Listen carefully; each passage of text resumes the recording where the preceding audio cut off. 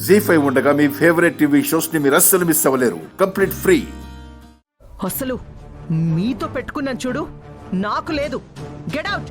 అయ్యో తారగారు, వద్దమ్మా. ఏదో పొరపాటున మాట పెరిగిపోయింది కాని ఈ విషయానికి ఇలా బంధుత్వాల్ని తెంచేసుకోవటం ఏంటమ్మా? అమ్మా హిమ, వద్దమ్మా. అమ్మకి నువ్వైనా చెప్పమ్మా. ఒరే సాగర్, ఏంట్రా ఇదంతా? అసలేం చేస్తున్నారా మీరంతా? తెంచుకున్నంత సులువు కాదురా కలుపుకోవడం. అమ్మ తారా, నా మాట వినమ్మా. చూడండి, నేను ఎవరి మాట వినను. మర్యాదగా చెప్తున్నాను, అందరూ ఇక్కడి నుంచి వెళ్ళిపోండి.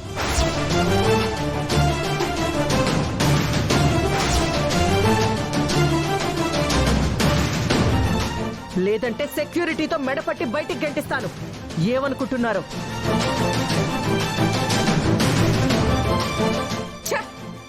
ఈ కొంపలను అడుగు పెట్టడం మా కర్మ అనుకుంటే ఇంకా ఇది కూడానా? మీలాంటి పద్ధతుల్లేని కొంపలో మాలాంటి మర్యాదస్తులు ఉండరు కూడా ఉండరు. పదండి అందరూ. చూసావా స్వీటీ, ఎలాంటి వాణ్ణి నువ్వు పెళ్లి చేసుకున్నావో? ఇప్పటికైనా నీకు అర్థమైందా? ఏం రాదా, ఇప్పుడు నీకు ఓకేనా? మన స్థాయికి సరిపోని మనుషులు ఎప్పటికీ మన ఆలోచనలకి ఇష్టాలకు కూడా సరిపోరు. ఇలాంటి రోజు వస్తుందని ముందు నుండే నేను ఊహించాను. అదే జరిగింది. కానీ నువ్వు దగ్గరుండి మరి దీన్ని గొంతు కోసావు. అది కాదండి. వద్దు. సవతి తల్లినైనా కూడా ఏ రోజు నేను నిన్నలా చూడలేదు. కానీ నువ్వు మాత్రం నీ చెల్లి బతుకుని వీడికి కట్టబెట్టి గొప్ప అన్నవి అనిపించుకున్నావు. ఇంకా చాలు.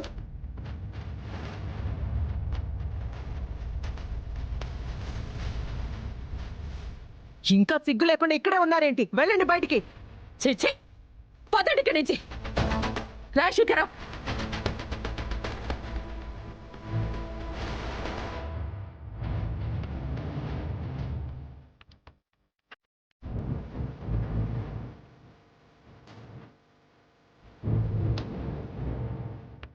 అమ్మ స్వీటీ, ఊరుకోమ్మా, ఊరుకో. ఏడోకమ్మా, ఏడోకు.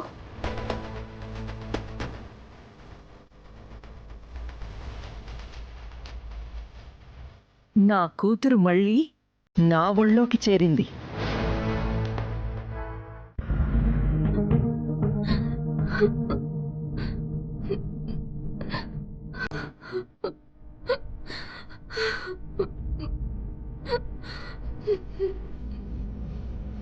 హిమా, ఏంటిది? వాళ్ళతో పాటు నువ్వు కూడా ఇలా వెనక ముందు చూడకుండా ఆవేశపడితే ఎలా? కాస్తైనా ఆలోచించాలిగా. ఏం ఆలోచించాలి వదిన? నా ముందే సాగర్ మమ్మ మీద చేసుకుంటే ఎలా ఉంటుంది చెప్పు? హిమా, అన్నయ్య ఏమీ మమ్మీని కావాలని కొట్టలేదు కదా. ఆ క్షణంలో నువ్వెలా రియాక్ట్ అయ్యావు? పిన్నిని మీ మమ్మీ కొట్టినప్పుడు కూడా అన్నయ్య అలాగే రియాక్ట్ అయ్యాడు. హిమా, నీకు అర్థం కావట్లేదు. అక్కడ అందరి పరిస్థితి అప్పుడు ఒకేలా ఉంది. ఎవరు ఏం చేస్తున్నారో దానివల్ల తర్వాత ఎటువంటి పరిణామాలు ఫేస్ చేయాల్సి వస్తుందో కూడా ఏ ఒక్కరూ ఆలోచించడం లేదు.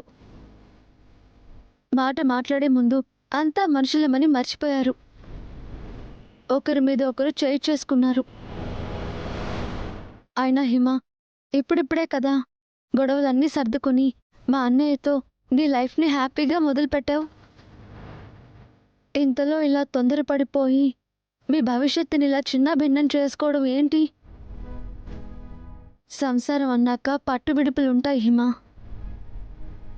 ఒకేలా ఉంటాను, నేను ఇలాగే ఉంటాను అని కదలకుండా అక్కడే ఉంటే బ్రతుకు ఒంటరిగా మిగిలిపోతుంది. అర్థం చేసుకో హిమ. సాగర్ విషయం తప్పో ఒప్పో నేను మాట్లాడను.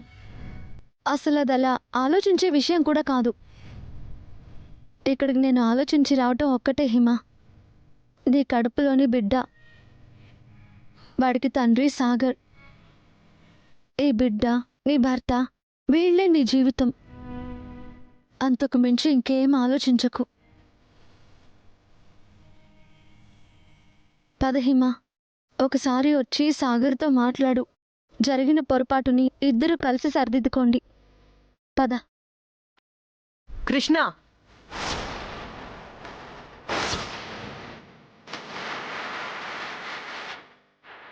చెయ్యొదులు.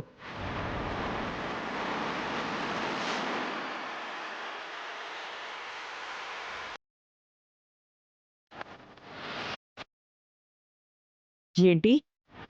తప్పుని సరిదిద్దుకోవాలా? ఏం మాట్లాడుతున్నావు నువ్వు? నా ఇంట్లో కార్యక్రమానికొచ్చి నా అతిథుల ముందు నా మీద చెయ్యి చేసుకొని నా పరువు తీస్తారా? అలాంటి కుటుంబంలోకి మళ్ళీ నా కూతురు అడుగు పెట్టాలా? అది ఇంపాసిబుల్. కడుపులో వాడి బిడ్డ పెరిగితే బిడ్డ మీద హక్కుందో లేదో వెళ్ళి కోర్టులో తేల్చుకోమను. అంతేకాని మధ్యలో నీలాంటి మీడియేటర్లని పంపించి సంధి చేసుకుందాం, ప్రేమతో మళ్ళీ కలిసుందాం అంటూ రాయబారాలు పంపించొద్దు. ఇదే మాట చెప్పు వాడికి. తారగారు, అసలు మీరు ఈ విషయాన్ని ఎందుకింత పెద్దది చేస్తున్నారు? మీ అమ్మాయి జీవితం అండి ఇది. నా కూతురి జీవితం కాబట్టే నేను ఇలా రియాక్ట్ అవుతున్నాను.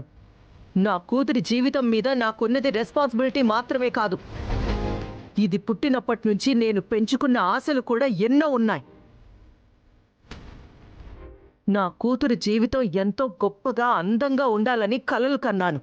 ఇలా కాదు, ఇలా కానే కాదు. ముందు వెళ్ళిక్కడి నుంచి. మరోసారి నా కూతురు లైఫ్ విషయంలో జోక్యం చేసుకోవాలని చూస్తే అస్సలు పద్ధతిగా ఉండదు. వెళ్ళు. వెళ్తాను. హిమా, ఏది మంచి ఏది చెడు అని జాగ్రత్తగా ఆలోచించి నిర్ణయం తీసుకునే సమయం ఇది. తప్పుడు నిర్ణయంతో బతుకుని చీకటి చేసుకోకు. మన లైఫ్ ఒకరు చెప్పినట్టు ఉంటే మంచి కాదు. మనం మొదటి నుంచి ఏం కోరుకున్నామో అది మనతోనే ఉంటేనే అది మనకు మంచి. ఆలోచించుకో.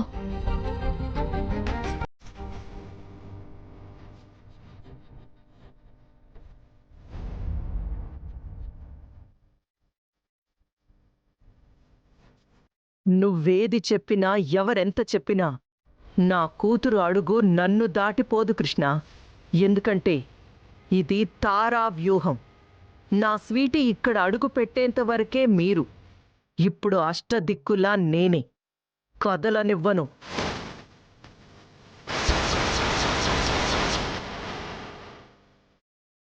జీ5 యాప్ డౌన్లోడ్ చేసి అన్ని ఎపిసోడ్స్ పూర్తి ఉచితంగా చూడండి.